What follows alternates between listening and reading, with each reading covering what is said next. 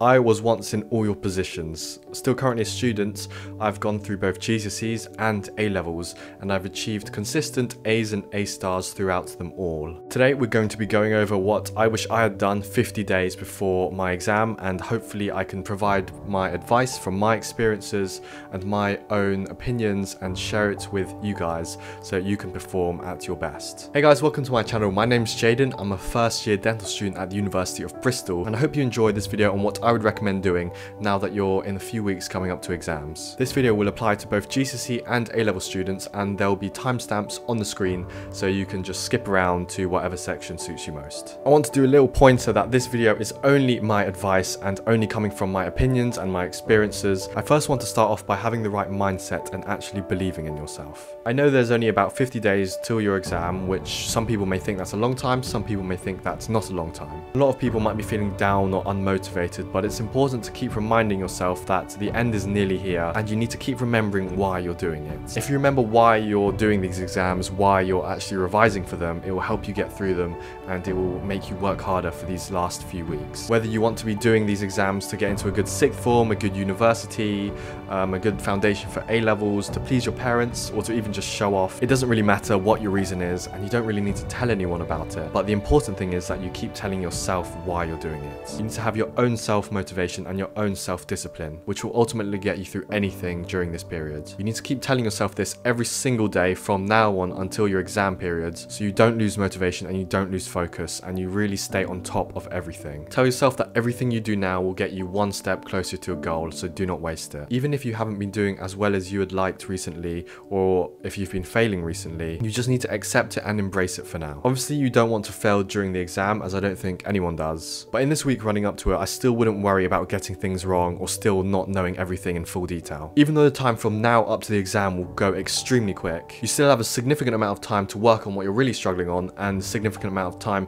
for you to improve on everything. So do not worry, as you still have a lot of time and you can still make big improvements. So my next point is about past papers, summary sheets, cheat sheets, whatever you call them. Now's the time to start doing tons of past papers and to do tons of practice questions. The more past papers and the more past questions you do, the more familiar you'll be with everything. And I know a lot of you will be like, past papers take 2 hours, they take too much time, and I don't have that much time to revise. And you can overcome this by skipping questions out, which you know you'll get right every single time, and skipping the long questions, or even just writing in bullet point detail. So writing little bullet points between each question and imagining what you would have wrote if it were a real exam. This helps save tons of time, but still gets you into that active recall mindset where you're actively testing yourself, and when you're marking it, you can see whether you got it or whether you didn't. By stimulating your active recall by testing yourself, you're actively strengthening your knowledge and strengthening your exam technique. If you've done a lot of the past papers and you can't find many topics, remember you can always do the past papers again, and I actually recommend doing this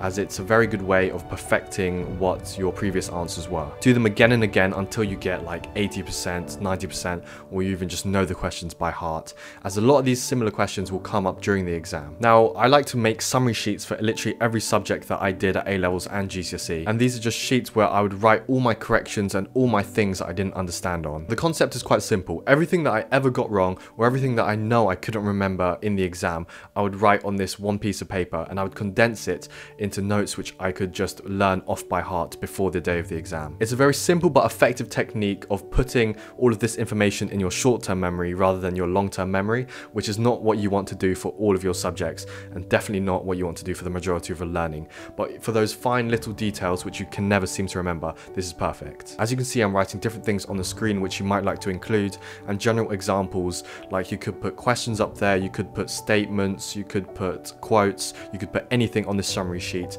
depending on what subject you're doing. And just learn it before the exam and you'll have it in your short-term memory. I personally like to put loads of formulas and little definitions which I couldn't remember. And I haven't really said this before, but I think that this summary sheet method is actually one of the main reasons why I did well in my exams. Okay, so my next point would be to go over your weakest areas first. I've talked about this before and you might have seen it, but I'll go over it again in case you haven't. To find out what you need to revise first, if you haven't got that much time, you want to write down a list of all your subjects in order from your most enjoyable to the least most enjoyable. And when you're revising, you pretty much want to go in the reverse order, as we often do the things we enjoy the most and we hate the things that we're least good at. On the screen, I'll hopefully give a little example of which you can follow, and it'll be different for every single person obviously, but just adapt it to what you feel you're good at and what you feel you're bad at, and focus on your weak areas. By focusing on your weak areas, you're making the most out of your time revising, and this is the most efficient method to improve, as your weak areas have the most potential to be improved upon. And by focusing and targeting the areas which you hate, you'll be improving the most. Next, I want to go over the specifications and what you should be doing in every single subject. Every subject that you do or every exam that you take will have a specification on the exam board.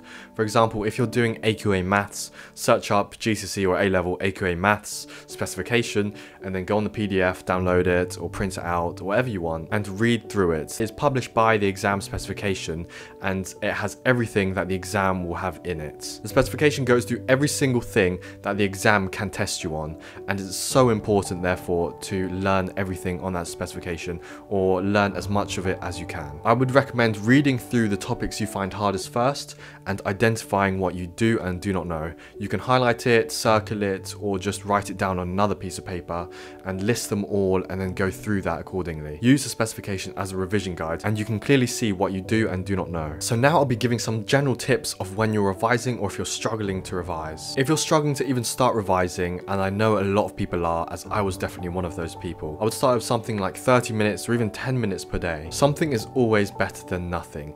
Even if you've reached the end of a really unproductive day where you've been lying on your bed on TikTok or YouTube the whole time, I'm sure you can still manage to find 10 minutes, maybe even before you go to bed, to just sit down, open your textbook and just revise for those 10 minutes. And just by starting, this might even get you in the mood to study for longer periods of time. Most of the battle is just getting started and overcoming this procrastination. I have a video on procrastination if you want to watch it after this one, and it will help you get in the mood to study. Tell yourself you'll only be studying for 10 minutes, 30 minutes or an hour depending on how much you want to do, and if you decide to do more then great, but if you don't, at least you've studied for those 10 minutes. But in these 50 days before the exam, I would recommend still taking breaks, spreading out your revision nicely, and don't just overwork so much that you get burnt out, because that's the last thing you want. Make sure you treat yourself, reward yourself, take breaks, still do things you enjoy, and keep a social life and just maintain a balanced life in general, as your health is still super important and probably one of the most important things during the exam period, as a good healthy body and mind puts you in the best position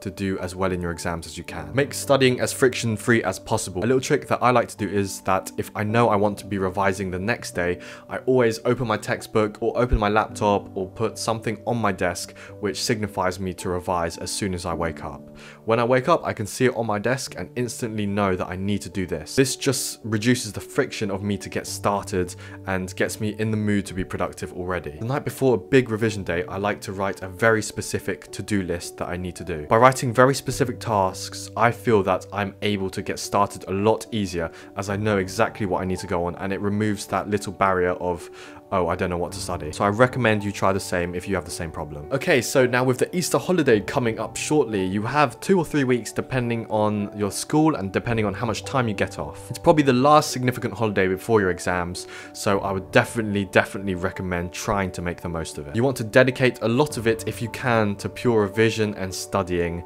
as you know that you'll have the most amazing summer after your exams. Create a to-do list and maybe even a revision timetable. I'll be making a video on this shortly, but create a list on things you want to focus on and topics that you want to do or subjects you want to focus on from now up to the exam, and make sure to go over them. Whilst you're doing this, number them in the urgency that you want to go over them and work out how important each thing is for you to learn, and start with the most urgent ones. This way you'll get the most out of your time again. 50 days is a lot of time and you can do so much in that, but it does go extremely quickly, so be sure to make the most of it and try to work hard in these last few weeks before your exam, as you'll be thanking yourself when you hold your results. Hopefully you learned something useful. Make sure to subscribe and be on the lookout, as I'll be posting more videos like this as exams creep closer and closer. For example, maybe a month before the exam, 2 weeks, and then a few days before the exam. I'll be giving my best advice and experience, so stay tuned for that. If you have any questions, put them in the comments below. Reply to each other's comments, be nice, give each other advice. We're all in this together and you're nearly there. Hopefully I'll see you again, but even if I don't, I'm wishing everyone who sees this the best of luck in everything and anything you choose to do. Thank you very much for watching. Goodbye.